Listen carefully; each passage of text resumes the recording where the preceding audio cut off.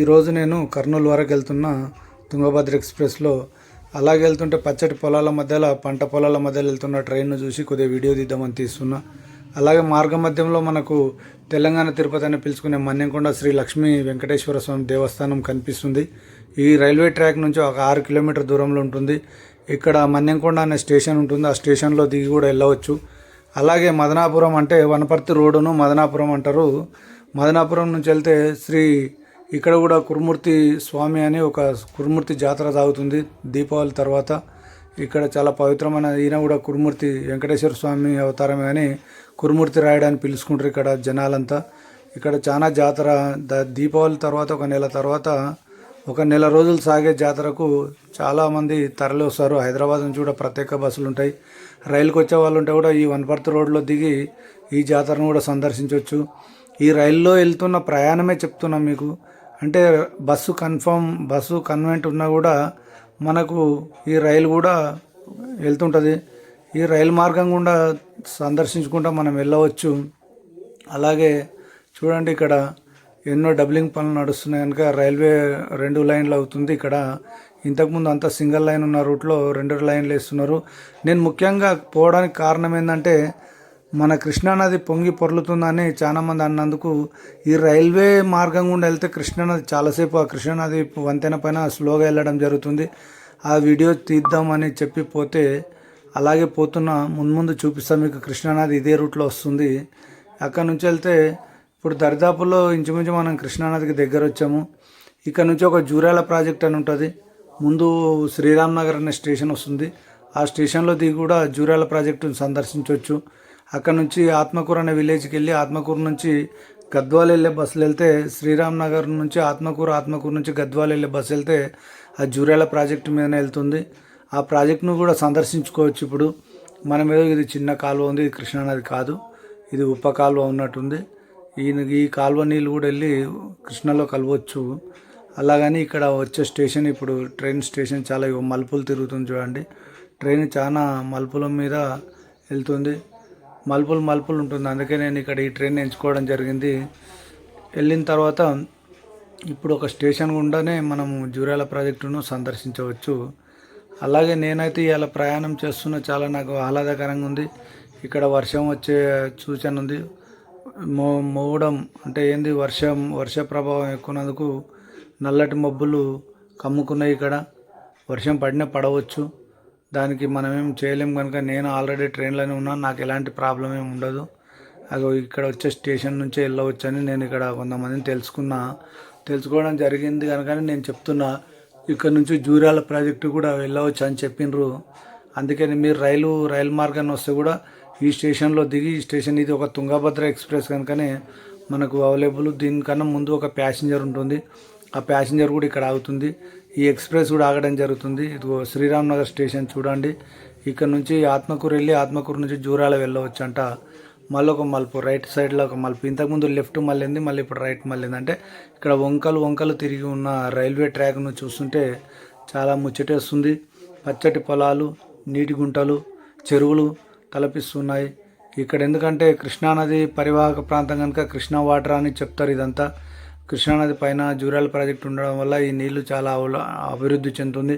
ఇంతకుముందు ఇక్కడ గ్రామస్తులంతా వలస కూలీలుగా వెళ్ళే వాళ్ళని ఇప్పుడు ఈ వలస కూలీల నుంచి వలస కూలీ బారి తప్పి వ్యవసాయం చేసుకొని ఎవరి జీవనోపాధి వాళ్ళు జరుగుతున్నారని ఇక్కడ లోకల్ పబ్లిక్ చెప్తున్నారు. అలాగే రైలు అన్నాక చాలా మంచి ప్రయాణం ఉంటుంది. పిల్లలు, పెద్దలు, ముసలి వాళ్ళు అందరూ వెళ్తుంటారు రైల్లో. చాలా ఆహ్లాదకరంగా ఉంటుంది. ఇలాగే చూడండి ఫ్రెండ్స్, మళ్ళీ ఒకటి రైట్ సైడ్ తిరగడం జరుగుతుంది. ఇంతకుముందు రైట్ తిరిగింది, మళ్ళీ ఇప్పుడు లెఫ్ట్ సైడ్లో తిరుగుతుంది. ఇది కృష్ణానది వచ్చే ముందు ఇలా తిరుగుతా అంట. నాకు ఇది రాంగ్ అని చెప్పి కృష్ణానది వస్తుంది అని చెప్పడం వల్ల నేను వీడియో తీస్తున్నా. ఇప్పుడు కృష్ణానదిని మనము దాటుతాం. అంటే వాటర్ ఎంత ఉందో చూడాలి ఇప్పుడు. అయితే కొద్దిమంది చెప్పారు కృష్ణానదిలో వాటర్ తగ్గినాయి, ఇది వచ్చిందండి కృష్ణానది వాటర్ తగ్గినాయి. ఇంతకుముందు 1 వీక్ బ్యాక్ వాటర్ ఫుల్ ఉండే. ఇప్పుడు గేట్లు మూయడం జరిగింది. జూరాల ప్రాజెక్టులో గేట్లు బంద్ చేస్తే నీళ్ళు రావని చెప్పారు. అదే కొద్ది మొత్తంలో ఇడవడం జరిగిందని చెప్పిండ్రు. అందుకే ఇక్కడ మొత్తం నీళ్ళు కొన్ని కనిపిస్తున్నాయి. గుట్టలుగా రాళ్ళ ప్రాంతం కనిపిస్తుంది. వాటర్ అయితే చాలా తక్కువ ఉంది భయ్య. నేను కొద్దిగా డిసప్పాయింట్ అయినా, ఎందుకంటే ఫుల్ ఉంది అనుకొని వస్తే అది నాకు లేని వెళ్తే సరే బై ఛాన్స్. ఎందుకంటే ఇదైతే మీరు నా ఛానల్ చూస్తున్నాండి, నన్ను సబ్స్క్రైబ్ చేసుకుంటే ముందు ముందు ఇంకా చాలా విషయాలు పెడతా. ఒకటి పోతే మళ్ళీ ఒకసారి శ్రీశైలం గేట్లు ఎత్తినప్పుడు ఎలా ఎత్తుతారు, నీళ్ళు ఎలా వస్తాయనేది కూడా చూపిస్తా. ఈ నీళ్ళు చక్కగా శ్రీశైలం వెళ్ళి శ్రీశైలం డ్యాంలోకి వెళ్తాయని చెప్తున్నారు. కృష్ణానది అంటేనే జూరాల నుంచి శ్రీశైలం డ్యాంకు. ఇది మార్గ మధ్యంలో బీచ్పల్లి అని ఉంటుంది. ఇక్కడ గద్వాల్ రైల్వే స్టేషన్ అనేది వస్తుంది. గద్వాల్, ఇది గద్వాలకు ఆనుకొని ఉంటుంది కృష్ణానది. అలాగే ఇక్కడ నుంచి వెళ్తే కూడా జూరాల ప్రాజెక్టు గద్వాల్ నుంచి కూడా వెళ్ళవచ్చు. అలాగే గద్వాల్ నుంచి మళ్ళీ బీచ్పల్లి కూడా వెళ్ళవచ్చు. మనము బీచ్పల్లి శ్రీ ఆంజనేయ స్వామి దేవస్థానం ఉంటుంది. అక్కడ కూడా కృష్ణాలో స్నానం చేసుకోవచ్చు. పుష్కరాలప్పుడు చాలా ఉంటుంది. అక్కడ కూడా కృష్ణాలో స్నానం చేయవచ్చు. చిన్న చిన్న పిల్లలు, ముసలి వాళ్ళు, అన్ని వయసుల వాళ్ళు. బస్సులు ఫ్రీ ఉన్నా కూడా రైలు ప్రయాణం చేసేవాళ్ళు చాలామంది ఉంటారు. ఎందుకంటే రైలుకు ఎప్పుడు ఫ్రీగా, అంటే మనకు ఎలా అంటే అన్ని సదుపాయాలు ఉంటాయి రైల్లోనే. బాత్రూమ్స్ కానీ అవన్నీ ఉంటాయి. ఇదేదో కర్ణాటక నుంచి మహారాష్ట్ర వెళ్తుందండి. ఇది కర్ణాటక రాయచూరు నుంచి మహారాష్ట్రలోని నాందేడ్కి వెళ్తుంది ఈ ట్రైను. ఇది గద్వాల్ జంక్షన్ కనుక ఈ జంక్షన్ గుండా ఎన్నో రైళ్ళు ప్రయాణిస్తుంటాయి. ఇదే ట్రైన్లో మనం ఇలాగే ఇదే రూట్లో మనం తమిళనాడు వెళ్ళొచ్చు, కేరళ వెళ్ళొచ్చు, తిరుపతి వెళ్ళొచ్చు. ఈ రైలు ఉంటుంది చాలా మార్గాలు. ఇది బ్రిటిష్ వాళ్ళు వేసిన రైలు మార్గం అండి. ఒకప్పుడు 1947 ముందు, మన స్వాతంత్రం రాకముందు నుంచి ఉన్న అతి పురాతనమైన రైలు. ఇక్కడ నుంచి కన్యాకుమారి వరకు ఈ రైలు మార్గం ఉంటుంది. మదురై నుంచి కన్యాకుమారి వరకు. టీసీ మేడం వచ్చారు, వాళ్ళ పనులు, ఎందుకంటే వాళ్ళు చెకింగ్ చేసుకుంటారు అందరు టికెట్ తీసుకొని ప్రయాణిస్తారా లేదా అనేది. మళ్ళీ ఇదిగో కొద్దిగా లెఫ్ట్ సైడ్ మళ్ళీ కొద్దిగా చిన్న మలుపు తిరిగింది రైలు.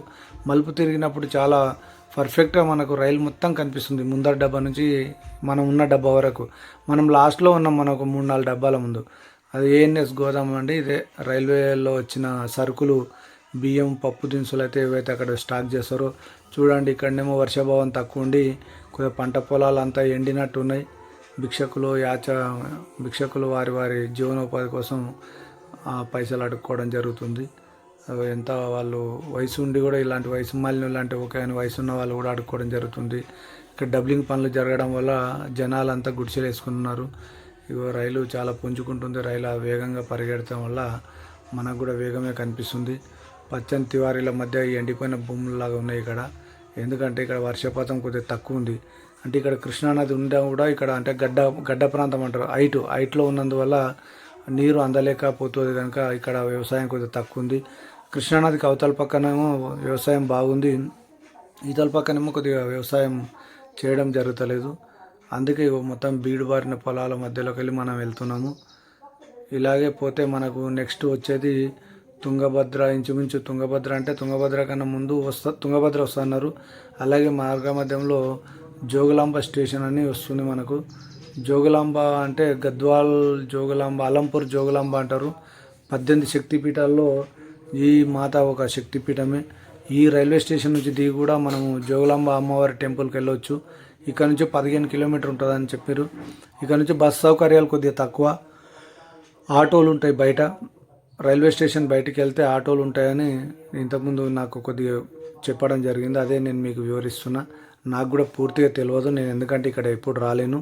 అందుకే జోగులాంబ స్టేషన్ అయితే చూస్తున్నాం మనం. రైలు అయితే స్లోగా స్టార్ట్ అవుతుంది.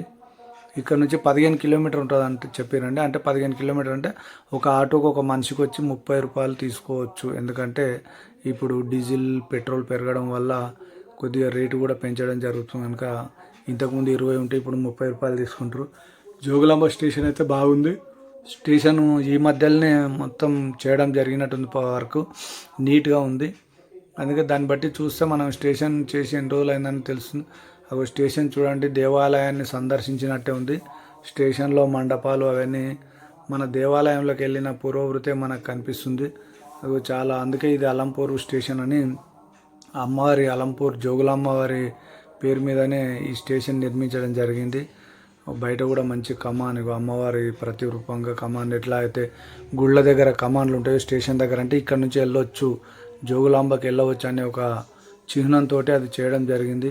ఇప్పుడైతే మనం దరిదాపులు తుంగభద్ర దగ్గరికి వెళ్ళగలుగుతాము. ఇది దాటిన తర్వాతనే తుంగభద్ర, ఇదంటే తుంగభద్ర లాగా ఉంది. తుంగభద్రేనా అని చెప్పిండ్రు. తుంగభద్ర కూడా నీళ్ళు ఏం లేవు. తుంగభద్రలో కూడా నీళ్ళు ఇడవలేకపోయారు. అంటే కర్ణాటక నుంచి వచ్చిన నీళ్ళే మనకు వస్తాయి. కర్ణాటక ఆల్మట్టి డ్యామ్ ఇడిస్తేనే అక్కడ తుంగభద్రకు, ఇక్కడ ఈ పిల్ల కాలువ ద్వారానే జూరాల ఇది ఎక్కడైతే మంత్రాలయం నుంచి వస్తుందో మంత్రాలయం మీదుగా వచ్చేది ఈ తుంగభద్ర నది అండి. ఇది కూడా వాటర్ ఫ్లో జర తక్కువ ఉంది, చాలా నీళ్లు జర కలుషితమైంది. ఎందుకంటే ఇక్కడ కర్నూలు అనే పట్టణం ఉండడం వల్ల ఆ ఊరి డ్రైనేజీ మురికి నీరు అంతా, వర్ష నీరు మురికి నీరు అంతా ఈ తుంగభద్రలో వదిలేటట్టున్నారు. అందుకే కొద్దిగా నీళ్లు మంచిగా అనిపిస్తలేవు నాకైతే. ఎందుకంటే కృష్ణాలో కొద్దిగా మంచి వాటర్ ఉండే, ఈ దీంట్లో జర మా వాటర్ బాగలేవు. అందుకే ఈ కర్నూలు పట్టణ వాసులంతా వాడిన మురికి నీళ్ళు మొత్తం తుంగభద్రలో వదిలేయడం జరుగుతుందని నా అభిప్రాయం. అలాగే మనం కర్నూలుకు వచ్చినట్టే ఉన్నాం. ఆ పెద్ద పెద్ద బిల్డింగ్లు ఇవి ఉన్నాయంటే కర్నూలే ఉంటుంది. కర్నూలు చేరుకోవడం అయితే జరిగిందండి. ఈరోజు మనం షాద్నగర్ నుంచి జడ్చల్రా మీదుగా మహబూబ్ నగర్ మీదుగా కర్నూలు అయితే వస్తుంది ఈ ట్రైను. మీకు వీలైనంత వరకు నా ఛానల్ సబ్స్క్రైబ్ చేసుకోండి, లైక్ చేసుకోండి, షేర్ చేయండి. మరిన్ని కొత్త విషయాలు మీకు మున్ముందు తెలియజేస్తానండి. చెప్తున్నా, మనమైతే కర్నూలు వచ్చేసినాం, ట్రైన్ దిగినాం. ఈ కర్నూలు వచ్చే వరకు జనాలు చాలా తగ్గిపోయారు. ఎందుకంటే మార్గ మధ్యంలో చాలా మంది దిగడం జరిగింది.